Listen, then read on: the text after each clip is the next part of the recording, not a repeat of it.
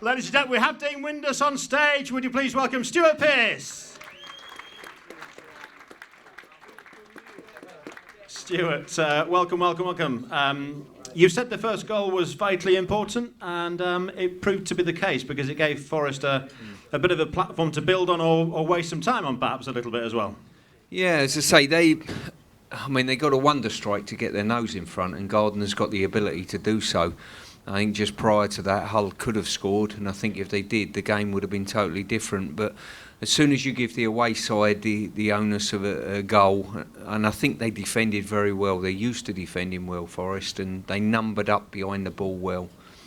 I think Hull got a lot of crosses in the box and probably lacked someone to get on the end of it, to be fair. There must have been 15, 20 good quality crosses come in the box. But the first goal was always going to be vital tonight. Yeah, that's got to be frustrating for you as a striker, ex-striker. Dean, meat and drink for you? Well, no, we said that, didn't we, before the game started? If Forest get the noses in front, they'll park the bus a little bit and make it very difficult and frustrate us. And they did that. The supporters got frustrated again. 4 points dropped in the last 2 games. But like you say, when balls are coming in the box like that, then it's a dream for centre forwards. But the centre forwards at the minute, Hernandez is struggling to find a goal. Can't buy a goal at the minute. But because he's not in the right areas, and that's the problem. If you're not in the right areas, you can run around as much as you want, but if you're not in the right areas and you haven't got that instinct to grab a goal, as easy as it sounds, Aluko's goal, he's not really done anything, Aluko, but he's in the box, he's in the right areas, and he gets the opportunity, he gets a scuff tapping, and then they nearly go down the other end and score a winning goal, don't they, 2-1. So I think Steve will be disappointed with the performance again, to be quite honest with you. Could have been different as well, Dean. Hit the post in the first half. Yeah, well, Hernandez made that great run. Me and Stuart was telling him to run before he ran. And then when he did eventually run, he got 1v1 with the keeper. Unfortunately, to be fair, he's hit the post. But that's it. When you like that and you're not scoring 5 or 6 games on the trot, you sort of get that little bit of luck. But if you don't keep getting in the box and keep missing chances, you're not going to score goals. Yeah, Stuart, as a vastly experienced player and manager, what did you make of Hull City tonight? Well, very impressed with probably a defensive display, because I don't think they looked as though they were going to concede at all, apart from obviously a wonder strike. Crosses in the box was a big plus for me. I think maybe they've got to look to play the ball forward slightly quicker than they actually did on occasion. Probably a touch more punch, maybe the 2 fullbacks as well, to offer a touch more going forward, to supplement what they got.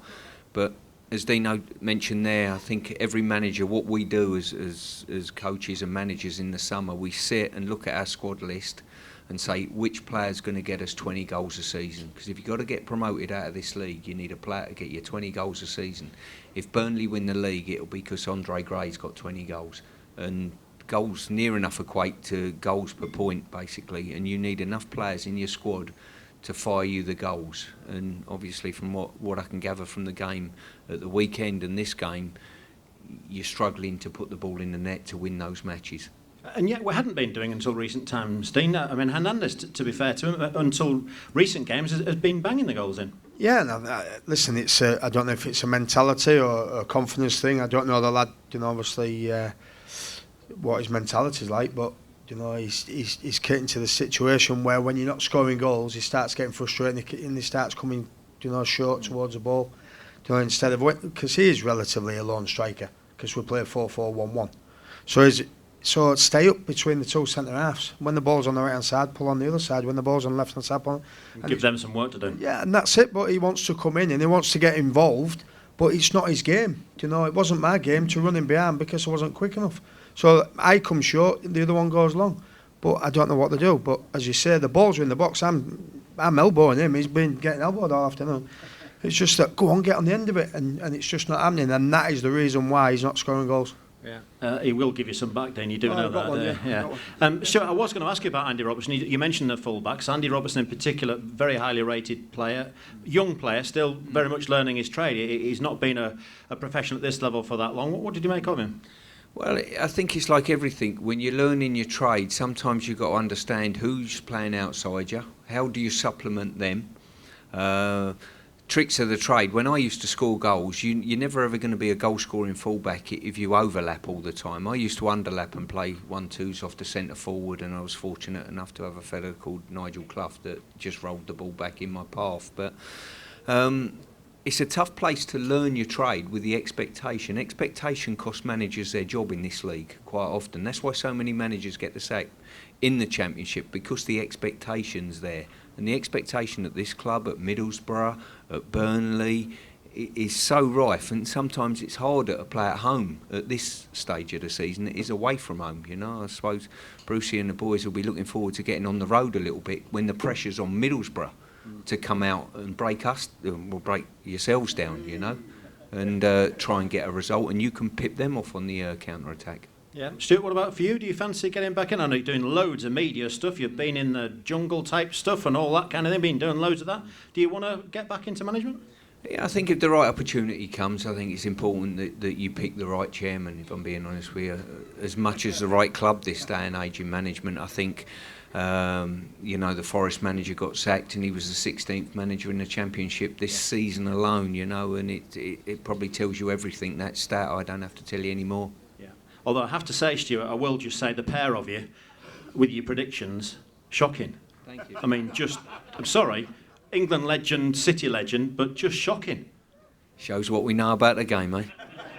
I won't go that fast. Stuart.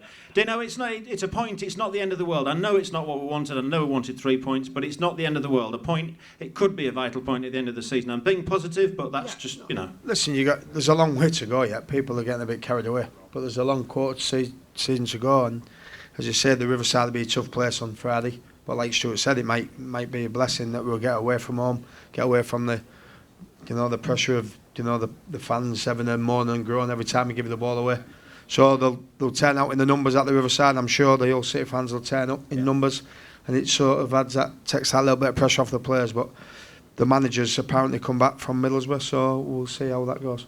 Should be fun, it should be interesting. Ladies and gents, I hope you've enjoyed the night with us. I'm Alex Burgess. Give you thanks, please, to Dean Windass and to Stuart Pearce.